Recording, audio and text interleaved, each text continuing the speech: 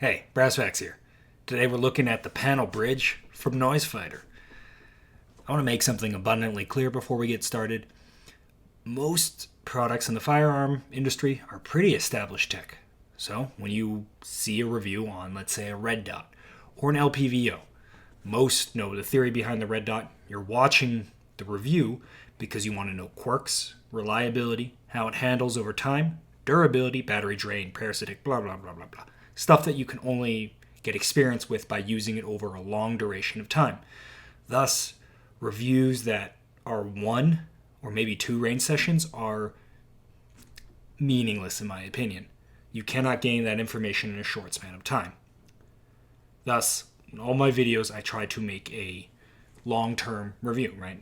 Thousands of rounds and multiple months. However, today I'm going to break that rule for a reason I'm going to explain shortly.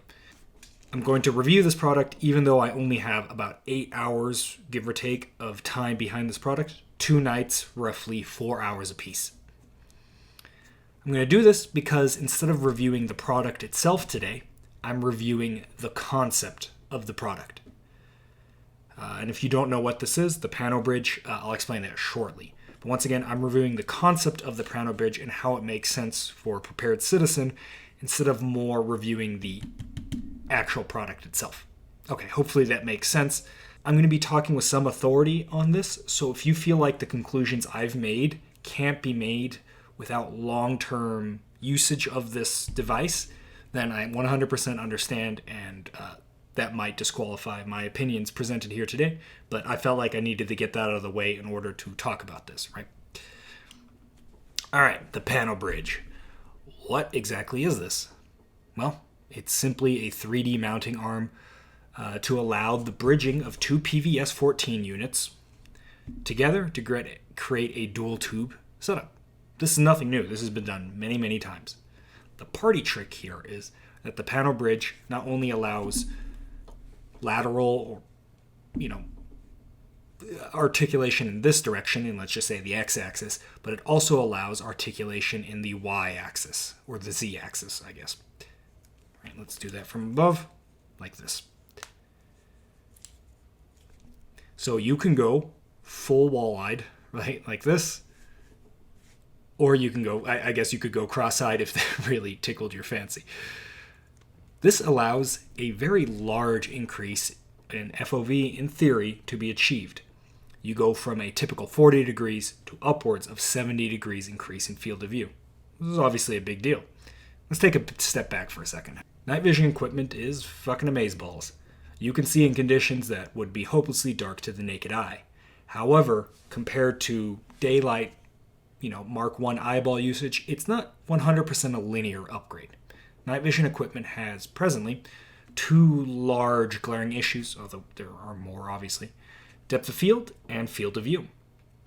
Depth of field is that thing you see in Garand Thumb videos, where it's just him and the gun in focus and everything else looks like blurry shit. It's artsy as hell, but functionally it's quite a pain in the ass. Night vision, without a aperture override, which we won't get into, has this issue. You can only focus on one thing at a time. End result, you have to generally focus at infinity, and then everything up close is semi-blurry to completely blurry. This has obviously a number of issues. Standard PVS-14s, or even dual-tube NVS, PVS-31s, whatever, all use a 40-degree tube. Contrary to what people say, both have roughly the same field of view. All of these setups have 40 degrees, give or take, slight variation, field of view, 40 degrees field of view. That is quite narrow. For reference, humans have roughly 120 degree field of view, plus some extra peripheral vision. Our main focus box is 70 degrees or shorter, depending on how focused you are. So that gives you a rough idea of how much wider our standard field of view is. If you're too poor to afford night vision, go grab a piece of toilet paper, like an empty toilet paper roll, close one eye, and then walk around the house with the toilet paper roll up to your eye. Congratulations, you now look like an idiot. But you also have a rough idea of how night vision now feels. Add a seriously reduced depth of field, and you were starting to approximate it, and then smear everything green. Is this field of view debilitating? No. People have been getting it done with 40 degrees field of view for a long, long time, and the trade-off is obviously well worth it. However, people have been shooting other people with muskets for a very long time. There is a margin for upgrade. When you are using a 40-degree field of view system, you will find you need to rotate or move your head physically a lot, especially compared to normal usage. This helps make up for that loss of information by directly looking at what you care about, but it is a thing. Panobridge aims to fix this paradigm by increasing your 40-degree field of view to 50, 60, and even 70 degrees field of view, depending on how hard you splay this out. Because your NVG device isn't actually a tube, but it's an analog camera, that is, you're not looking through a tube, you get an image. Your image is created over here or gathered over here and displayed over here. I'm not going to get into the tech too much, but essentially your eyeballs are going to be over here in terms of information actually gained, so you don't get the tube effect. So you can actually splay it out like so. You could theoretically probably go farther, but it very quickly gets to the point where you go out too far and the images no longer overlap enough to create a usable image. In practice, you essentially start in your dual tube mode, and then you splay it out until you have a good quality image, and then you kind of keep going until the image degrades, and then you back up to a good position. As a side note, if you're going to run one of these bad boys, be sure you're comfortable with adjusting your GA24 mount blind, because you're going to be doing a lot of that. These are finicky at first. Yes, this looks fucking ridiculous, and we've started calling this frog vision in my circles, but you sort of end up with two modes in my opinion. You can go full-blown max FOV. You get obviously the most FOV, but you start seeing edges of the tube in the middle of your vision, generally on your dominant eye. There will be an image underneath it if you do it properly, so you can begin to ignore this if you're capable of doing that, right? Everyone's a little different, and but that moon-shaped, that crescent shape will still be there. When you're doing stuff, it's not nearly as noticeable, but it is there. If shit like having a laser mounted at the 12 o'clock of your rifle in your LPVO scope or even red dot bugs you a lot, this might not work so well for you. However, if you turn them inboard slightly and go down from that roughly 70-degree field of view to, say, 60, 55-ish, suddenly the images begin to meld, and you get like a figure eight, sort of a sideways figure eight setup. And that's also very optimal for certain situations. I found both had their niches, and I did end up using both, but I'm going to have to play with it a little more to really see what, is useful or not.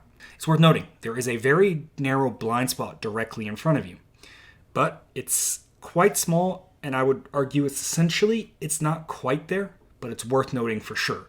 Also, a lot of times, if you do care about an object, you'll actually turn your head and just look directly at that object with your head slightly sideways, and that is enough to center the object. Primary NV device, right? You have a dominant and secondary NV device due to eye dominance issues. If you have close to 50-50, this won't be nearly as much as a thing. I also want to state there is a chance that this setup just simply cannot work with you. I tried it with 3 people, and all of them could achieve that figure 8 vision, or even use it beyond the figure 8 where it starts to split apart. However, I think there's a good possibility that someone out there can't do this splayed thing, and it just gives them a headache or breaks their brain or whatever. Okay, so why do you really want to increase field of view? Because let's be real, you are degrading the quality of your 40-degree image when you spread it out, right? You don't have 2 images overlapping, you have a spread of an image. So what's the benefit here? Is the juice worth the squeeze? Because there are downsides to running a setup like this. The big thing I really noticed was running hard in uneven terrain.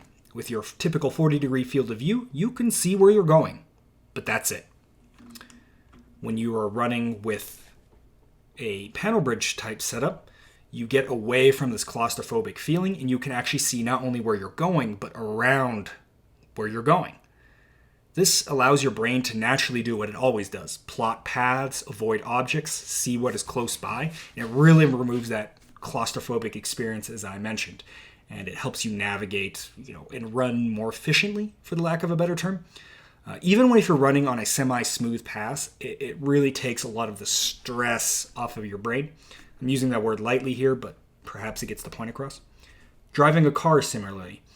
Instead of driving as you naturally do in real life, a 40-degree setup seriously limits you. You have to look at different objects in front of you to really understand what you're looking at.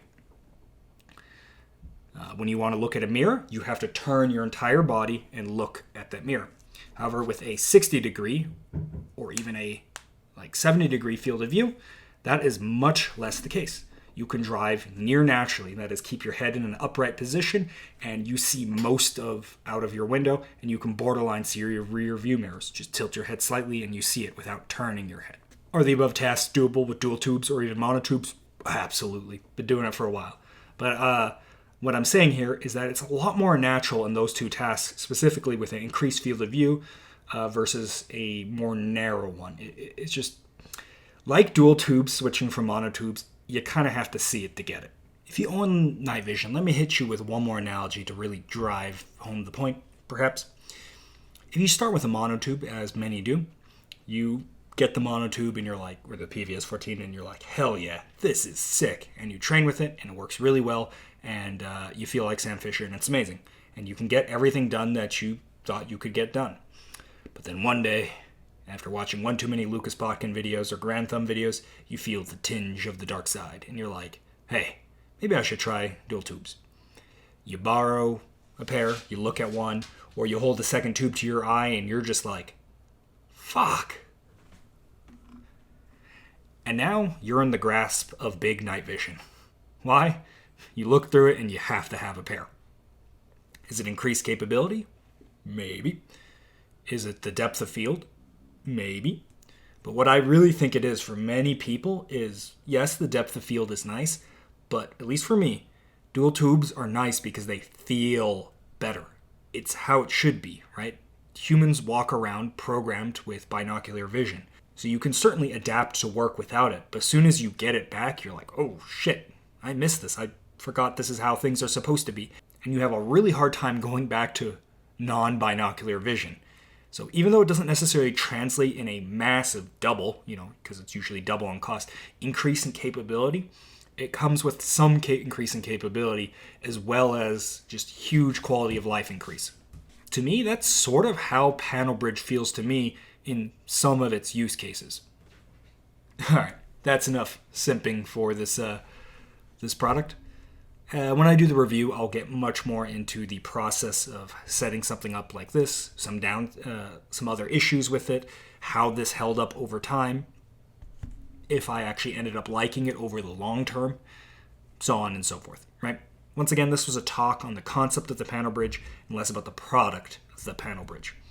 And don't get me wrong, there are some downsides to a setup like this. For starters, it weighs easily 10 ounces more than a dedicated dual setup, coming in roughly 25 ounces. You feel it. The mounting arms also slowly move if you're jostling pretty hard, like on an aggressive running gun, but it's pretty minor. It won't just completely move out of your vision.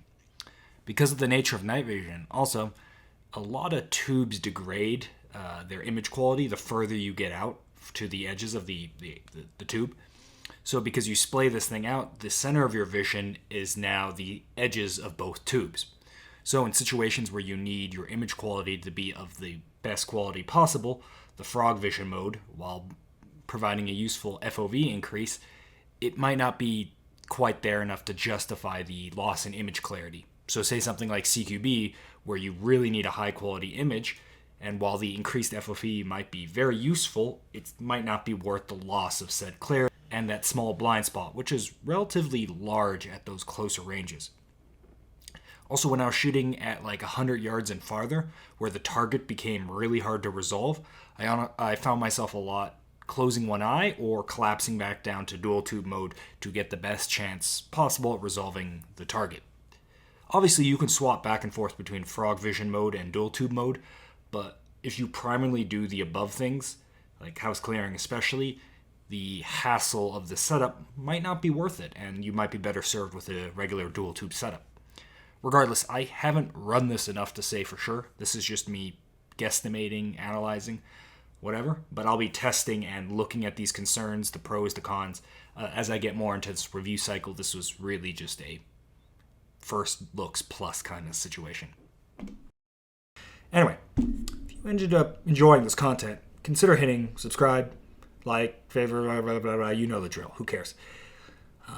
But anyway, commenting, all that stuff helps keep the channel going. So it might not seem much to you, but for me, it's a pretty big deal. It's really fun reading the comments, even the ones that make me physically cringe. So anyways, that's enough for now. I'll see you guys around.